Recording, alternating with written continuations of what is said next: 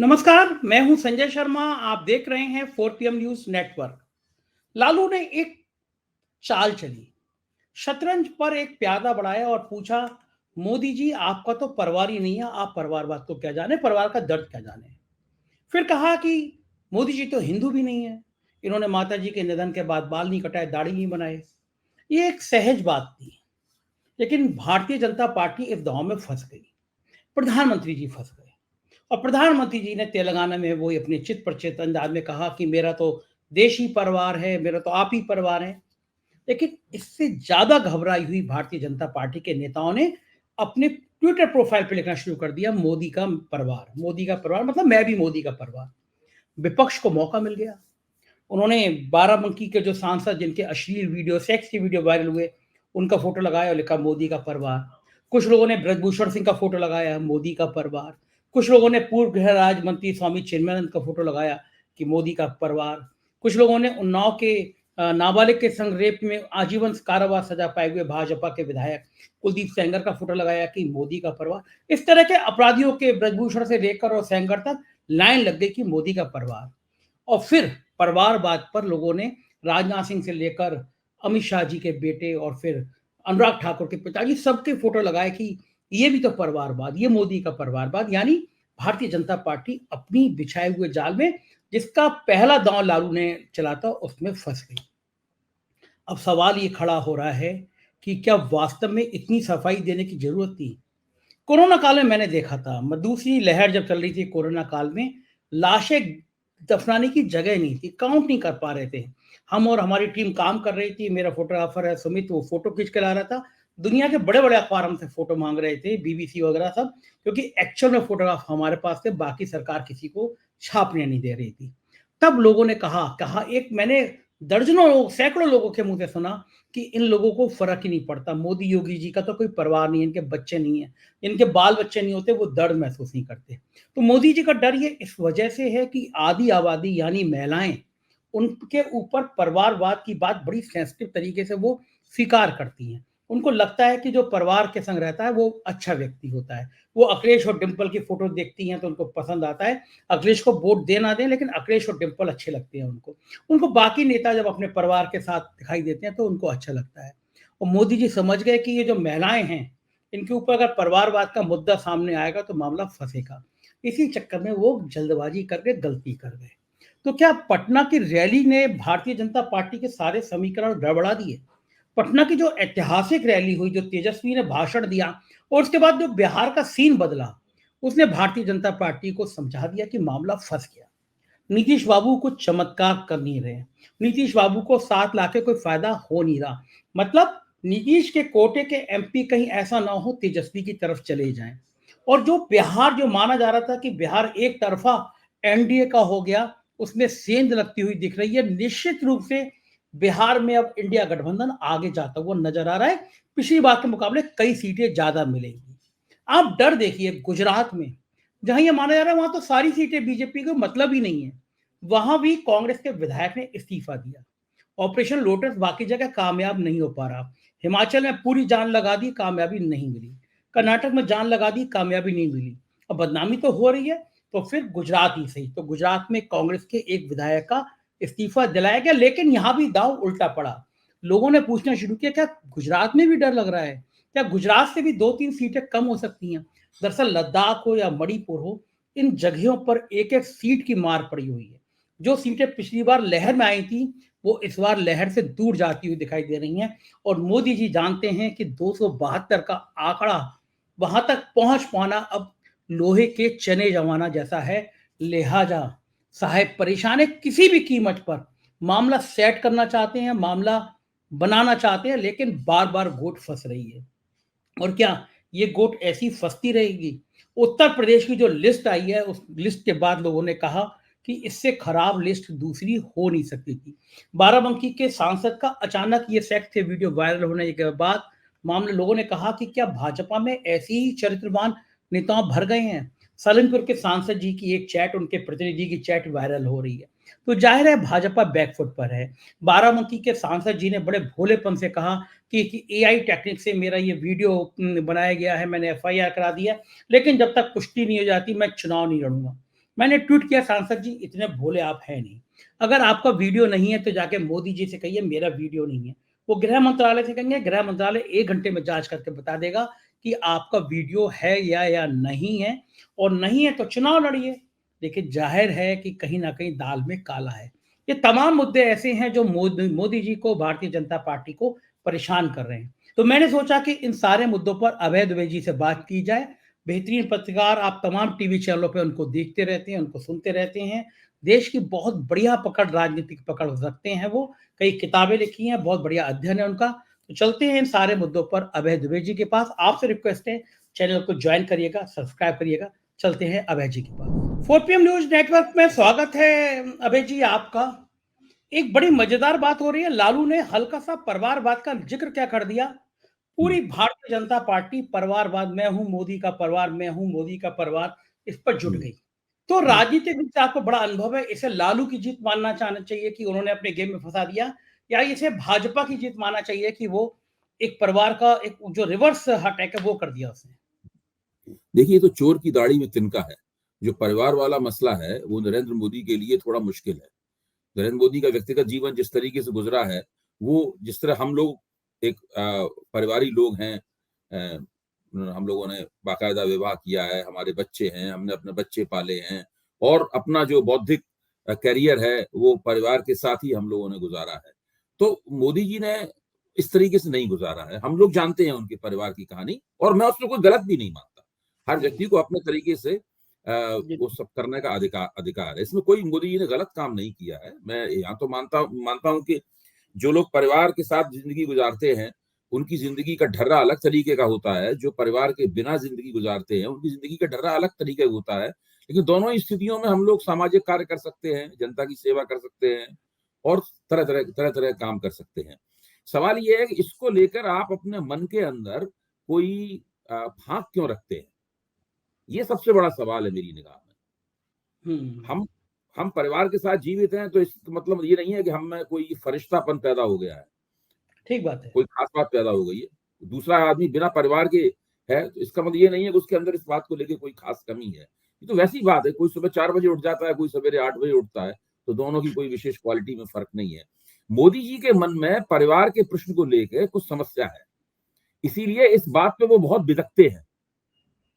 देखिए, अटल बिहारी वाजपेयी भी जिस तरह हम हमारे आपके ऐसे साधारण घर गृहस्थी वाले नहीं थे।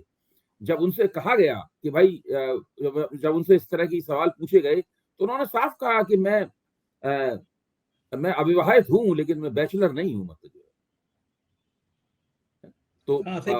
मुझे ये लगता उन्होंने है साफ तौर पे कहा। अभी अभी जी, मुझे लगता है कि मैंने देखा था कोरोना काल में जब लाशें गिनने की संख्या कम पड़ रही थी, तो लोग कह रहे हुँ, थे कि यार ये योगी मोदी क्या जाने, इनके अपने परिवार नहीं है।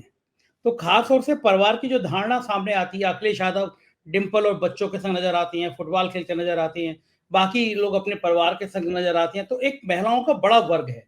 मैंने हुँ। उत्तर प्रदेश में देखा, जब जब अखिलेश और डिंपल की फोटो आती है, तो जो अखिलेश का सपोर्टर नहीं भी होंगे घर में, वो महिलाएं भी कहती जोड़ी बड़ी अच्छी है। हाँ, तो नहीं, ये आप जो बिल्कुल है, ठीक कह रहे हैं। महिलाओं आप का जो बिल्कुल अटैक अरे करने वाला डर है। आपकी बात बिल्कुल ठीक है। देखिए, राजनीति में, खासतौर से लोकतांत्रिक राजनीति में फैमिली वैल्यूज़ का बहुत पारिवारिक मूल्यों का बहुत महत्व है। अमेरिकी राजनीति की तो स्थिति ये है कि जो व्यक्ति फैमिली वैल्यूज़ के मामले में पीछे रहता है, वो अमेरिकी राष्ट्रपति की दौड़ में पिछड़ जाता है। राष्ट्रपति हमेशा अपनी पत्नी के साथ सामने आता है। मोदी हाँ, जी के सामने ऊपर यही इल्ज़ाम जब वो राम मंदिर की प्राण प्रतिष्ठा कर रहे थे, तो एक बहुत तरह बड़ा से शंकराचार्य ने भी ये लगाया था। जो हाँ, लालू हाँ, यादव ने इल्ज़ाम लगाया है, वो तो दरअसल वो आलोचना शंकराचार्य जी की भी आलोचना थी। हाँ, हाँ, लालू यादव की आलोचना अकेली नहीं है इस मामले में। इस मामले में लेकर मोदी जी के ऊपर लगातार पहले दिन से आक्षेप होते रहे हैं और वो कभी भी उन्होंने नॉर्मल तरीके से, जैसे मैं कह रहा हूँ कि हाँ भाई, हमने इसी तरीके से जीवन गुजारी है, लेकिन मैं जनता की सेवा कर रहा हूँ, इसमें क्या ठीक बुरी बात। बात है? हाँ, कोई बुरी यहाँ बात तक नहीं है। कि मोदी चाहें तो इसको अपनी अपनी खूबी बता सकते हैं। वो कह सकते हैं कि भाई मैं भाई भतीजेवाद में विश्वास नहीं करता, नेपोटिज्म हमारी राजनीति का मुख्य हिस्सा नहीं है। ये सब वो नहीं कहते। हाँ, वो उसके अलावा दूसरा एक वितंडा तैयार करते हैं। बिल्कुल ठीक बात। इस बात लेकिन को एक भाँप के उन्होंने, देखिए, मैं उनकी तारीफ करूँ, उन्होंने पहले ही भाँप लिया था इस बात को। इसीलिए वो पिछले 3-4 महीने से मेरे परिवारजनों करके भाषण देने लगे हैं। पहले भाइयों भाषण और में बहनों बोलते थे, अब वो मेरे परिवारजन करके भाषण देने लगे हैं। उनको लग तो रहा वो था जानते अटैक थे शुरू कि इस होगा। प्रकार के, हाँ, जानते थे कि इस प्रकार के हमले उनके ऊपर होंगे और उनकी आलोचना होगी, तो उन्होंने पहले ही से पेशबंदी करनी शुरू कर दी है। इसीलिए जैसे ही लालू यादव ने कहा, वो लगातार उसी बात पे टिक गए। और अब तो टीवी, मैं भी आज दिन में इस पे बहस करता रहा हूँ टीवी, अब तो ये सब बहस हो रही है कि किसी के मरने पे जो हिंदू परिवारों में 13वीं होती हाँ, है ये वो मोदी जी ने नहीं की, सूतक क्या होते हैं, गरुड़ पुराण में क्या कहा गया है, ये सारी चर्चाएं चल हाँ, रही हैं। वही हाँ, वही मैं कह रहा था कि वो जी। हिंदू मैथोलॉजी में आप बाल कटाते हैं, वो बाल नहीं कटाए, इस तरह की बातें हो रही हैं। लेकिन मैं आपसे ये पूछना चाहता हूँ कि अगर राजनीतिक रूप से देखा जाए, अगर इसको चुनावी गणित के फ़ॉर्मूले से देखा जाए, तो इस परिवारवाद की लड़ाई में मोदी जी विजयी हुए या फिर लालू यादव विजयी हुए? देखिए, इसमें मोदी जी ने अगर एक स्वाभाविक नजरिया अपनाया होता तो उन्हें ज्यादा सुविधा होती। ये जो उन्होंने तरीका अपनाया है कि सब लोग कहें, अपनी छाती पे लिख के कहें कि मैं भी मोदी परिवार में है, तो ये चीज बहुत नकली लगती है। तो अपनी पार्टी के लोगों द्वारा ये कैंपेन करवा रहे हैं।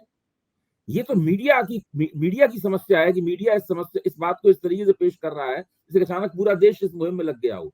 ऐसी बात नहीं है। और चुनाव देखिए, इन इस तरह की मुहिमों से नहीं जीते हारे जाते। सही चुनाव में बात है। इस तरह के जवाब सवाल अभी जब तक चुनाव चलता रहेगा, मई तक रोज होंगे।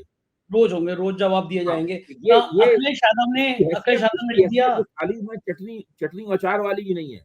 चटनी अचार बिल्कुल। तो पूरी खाने को बहुत दिलचस्प रहते हैं। इसकी वो भी हाँ। नहीं है, मतलब एक चुटकी नमक की भी हैसियत नहीं है। और मीडिया इसको इस तरीके से पेश कर रहा है जैसे कि मोदी ने इसी बात पे कोई तीर मार लिया हो। अखिलेश यादव ने एक ट्वीट कर दिया कि ऐसा लग रहा है कोई मेले में बिछड़ा परिवार मिल गया है। लेकिन एक दूसरी समस्या पैदा हो गई है अभय जी। हुँ, मुझे हुँ, कई लोगों ने व्हाट्सएप किया। लोग ट्वीट कर रहे हैं ब्रजभूषण सिंह का फोटो लगा के कि हुँ, मोदी जी का परिवार, पूर्व गृह राज्य मंत्री स्वामी चिन्मयानंद का फोटो लगा के मोदी जी का परिवार, नाबालिग के संग रेप के आरोपी के कुलदीप सेंगर का जिसको उम्र कैद हुँ। हो गई, मोदी जी का परिवार। मतलब जितने माफिया, जितने बेईमान भ्रष्टाचारी, उन सबके फोटो लगा के अब सोशल मीडिया पे वायरल हो रहे हैं। तो इसका जवाब देने में भी तो बीजेपी फिर बैकफुट पे आ जाएगी ना। अब आप सोचिए, परवेश वर्मा का दिल्ली में टिकट काटा गया। हाँ। उन्होंने उसे फौरन चेक। जैसे ही मौका मिला, उन्होंने टी-शर्ट लॉन्च कर दी। एक हाँ। कनॉट प्लेस में टी-शर्ट छपती है। आप आप 5 टी-शर्ट लेके जाइए, कनॉट प्लेस में छब्बा लाइए, उसको पहन के तस्वीर खिंचाइए। एक फोटो हम्म। अपॉर्चुनिटी लोगों ने बना लिया इसको। मतलब परवेश वर्मा वाला मामला तो बिल्कुल चेहरे पे खींच थी टिकट कटने की, और वो हम्म। परिवारवाद का वो लिए लिए घूम रहे हैं। अब इस हम्म। वक़्त देखिए, ये चर्चा होनी तो लाज़मी है। अब तो नरेंद्र मोदी से पूछा जाएगा कि आप जिस परिवारवाद के ऊपर हमला करते हैं, उन रामविलास पासवान की पार्टी परिवारवादी है कि नहीं है? जो लगातार आपके साथ है, अभी से नहीं, मुद्दतों से आपके साथ है। और फिर अभी तो टीवी पर हमारे मित्र संदीप चौधरी ने कम से कम 100 उदाहरण ऐसे गिनवाए हैं, जिनमें भारतीय जनता पार्टी परिवार तथा मोदी जी के परिभाषा के मुताबिक परिवारवादी पार्टियों के साथ में गठजोड़ किए हुए है। भाई, उत्तर प्रदेश में अपना दल क्या है? परिवारवादी पार्टी है। हम्म। राजभर की पार्टी क्या है? परिवारवादी पार्टी है। हम्म। उधर जीतन राम मांझी की पार्टी क्या है? परिवारवादी पार्टी है। अभी बीजू हम्म। जनता दल से उन्होंने समझौता कर रखा है, वो परिवारवादी पार्टी है, पहले भी वो एनडीए में रह चुका है। इसके उदाहरण बहुत ज्यादा है। पंजाब में हाँ, पंजाब में अकाली दल को देखिए, वो तो विशुद्ध रूप से बादल बादल परिवार की पार्टी है। हम्म। और मोदी जी को बादल परिवार ने समझौता किया नहीं, वरना अभी तक उनके साथ समझौता हो चुका होता। हाँ, हाँ। लेकिन वो जो है, मुझे लग रहा है कि बिहार की जो रैली हुई है, पटना की रैली, हम्म। उससे भारतीय जनता पार्टी को डरी है, बैकफुट पर वो आई है। रैली तो बहुत जबरदस्त थी भाई। मैं तो बहुत दिनों से इतनी जबरदस्त रैली नहीं देखी। मैं ईमानदारी से कह रहा हूँ, इसलिए नहीं कह रहा हूँ कि मैं विपक्ष के साथ हमदर्दी रखता हूँ। हुँ। ये तो सीधी बात है, नंगी आंखों से जो आप हकीकत देख रहे हैं, इस हकीकत को आप झुठला नहीं सकते। ठीक बात है। देखिए, इतनी जबरदस्त रैली थी। और अभी शक्ति यादव बता रहे थे टीवी के ऊपर कि क्या क्या हथकंडे नहीं अख्तियार किए नीतीश कुमार की सरकार ने लोगों को वहां तक पहुंचने से रोकने के लिए। हुँ।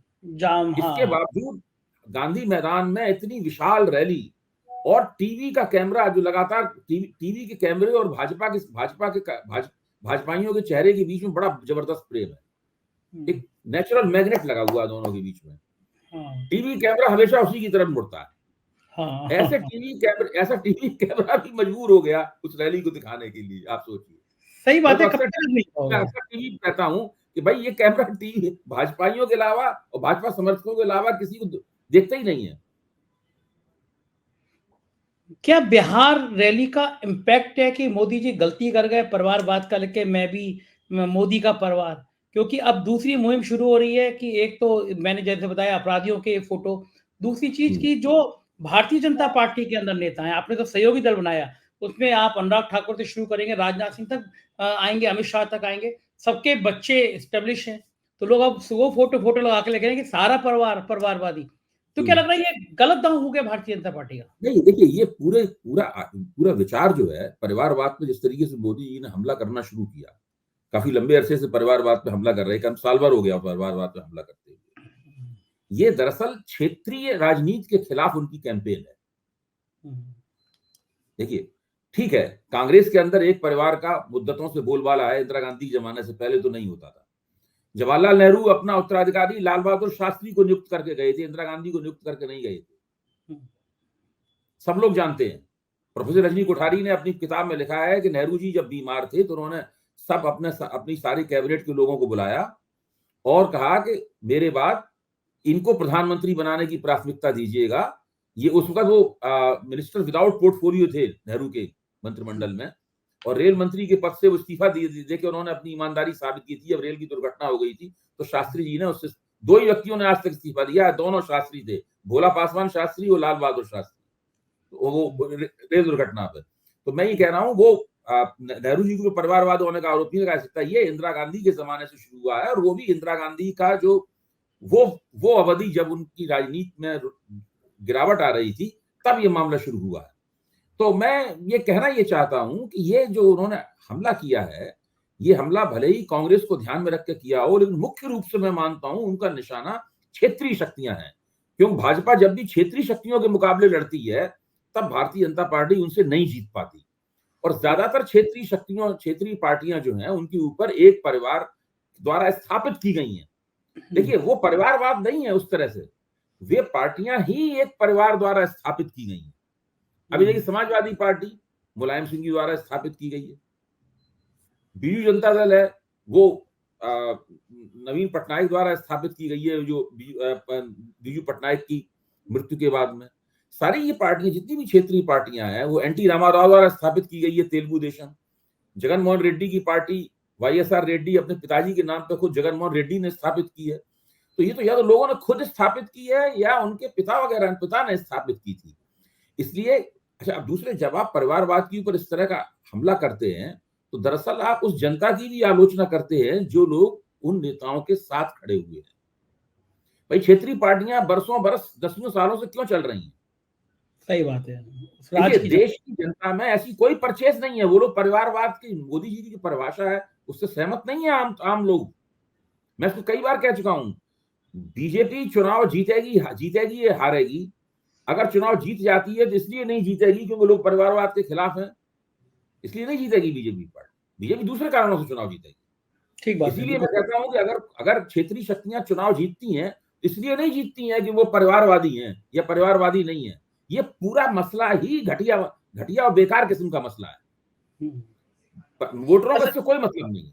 कोई मतलब नहीं है। असल में वोटरों जेपी का नड्डा ने मतलब है कि कौन कौन उनका काम कर रहा है, कौन उनका काम नहीं कर रहा, इस बात से मतलब है। दरअसल ये मुद्दों से भागने का एक हथकंडा भी है। हाँ, वो कैसे बच सकते हैं। आप जेपी नड्डा आप ने तो आप भारतीय जनता पार्टी की केंद्र सरकार ने क्या काम किया है कि नहीं किया है? उन्होंने बेरोजगारी के मसले पे क्या किया? उन्होंने महंगाई के मसले पे क्या किया? उन्होंने चीन के साथ में, चीन ने जो भारतीय जमीन का अतिक्रमण किया है, उस प्रश्न के ऊपर क्या किया? इन तमाम सवालों से बचने की कोशिश है ये। इसमें परिवारवाद का मुद्दा उठाया जाता है। परिवारवाद का दरअसल राजनीतिक मुद्दों से और जमीनी मुद्दों से कोई संबंध नहीं। बिल्कुल ठीक बात। इसीलिए ना क्षेत्रीय पार्टी खत्म करने की बात तो मुझे याद आता है जेपी नड्डा ने बिहार में जाके कहा था कि जी, हमें सारी क्षेत्रीय पार्टियाँ खत्म करनी है और शायद बिहार में विवाद भी वहीं से शुरू हुआ। आखिरी सवाल, गुजरात जी। में कांग्रेस के विधायक ने इस्तीफा दिया। क्या हुँ। ऑपरेशन लोटस बाकी राज्यों में कामयाब नहीं हो रहा था तो गुजरात में किया गया? गुजरात में क्या ज़रूरत थी कांग्रेस के विधायक को इस्तीफा दिलाने की? इसके पीछे क्या कहानी होगी? अब इसमें क्या बताया जाए? मैं तो समझ नहीं पा रहा हूँ कि गुजरात में अगर मोरवाड़िया ने इस्तीफा दे दिया है, तो उससे मोरवाड़िया का क्या होगा और भारतीय जनता पार्टी को उससे क्या लाभ होगा? वहाँ तो भारतीय जनता पार्टी के पास अनाप-शनाप बहुमत है पहले से। जहां तक मोरवाड़िया का साहब का सवाल है, मैं तो न जाने कब से उन्हें कांग्रेस के पक्ष में बोलते हुए सुन रहा हूं, पता नहीं क्यों उन्होंने, अगर वो कांग्रेस के इस बात से नाराज थे कि उन्होंने राम मंदिर का निमंत्रण ठुकरा दिया, तो वो उसकी आलोचना कर सकते थे, कुछ और कर सकते थे। इसमें कुछ और ही सौदेबाजी हुई होगी उनके बीच में, मुझे लगता है कोई और तिकड़म इसके अंदर तो इसका होगी एक मोरवाड़िया के साथ। एक संदेश ये भी तो जा रहा है कि क्या गुजरात में भी डर लग रहा है साहेब को? अब मैं नहीं कह सकता कि गुजरात में वो डर लग रहा है या नहीं लग रहा है डर, क्योंकि गुजरात में भारतीय जनता पार्टी विधानसभा के स्तर पर और लोकसभा के स्तर पर काफी मजबूत है। मोदी पे एक दबाव तो जरूर है, मैं ये कहूंगा, वो ये है कि 2019 में जो प्रदर्शन किया था उसको 100% दोहराने का दबाव है। वो दबाव गुजरात में भी हो सकता है कि 2-3 सीट ना हार जाए, बस वही है, बिहार में भी वो दबाव है, उत्तर प्रदेश में तो उस प्रदर्शन को बढ़ाने का दबाव है। उत्तर प्रदेश में 100% से काफी कम दबाव था, 15 सीट निकल गई थी इनकी, 10 सीट पीछे रह गए थे, तो वो दबाव है। तो इस तरह के 2019 का प्रदर्शन दोहराने का या उसे बेहतर करने का दबाव मोदी के ऊपर बहुत ज्यादा है, और इसलिए वो बहुत तरह तरह के हथकंडे इस्तेमाल कर रहे हैं। जहां तक परिवार का सवाल है, फिर हम लोग अपनी उसी लाइन पे आए, मुझे लगता है कि मोदी के मन में कहीं ना कहीं परिवार के प्रश्न को लेकर एक तरह की ऐसी फांक है जिसको वो कभी दरार है, इसको कभी भर नहीं पाते। बिल्कुल ठीक बात है, वो दर्द झलकता रहता है। बहुत बहुत शुक्रिया अभय जी, आपने कीमती समय दिया और बहुत बढ़िया तरीके से हमसे राजनीति बात की, शुक्रिया। तो ये थे अभय दुबे जी, और ये विश्लेषण कर रहे थे कि किस तरह पंजाब से लेकर और बिहार तक मामला गड़बड़ाया हुआ है। आपसे रिक्वेस्ट है, जरूर कमेंट करके बताइए ये बातचीत आपको कैसी लगी। हमारे साथ बने रहिएगा, हमारा साथ दीजिएगा, आपके साथ से हमारा हौसला बढ़ता है। शुक्रिया, थैंक यू।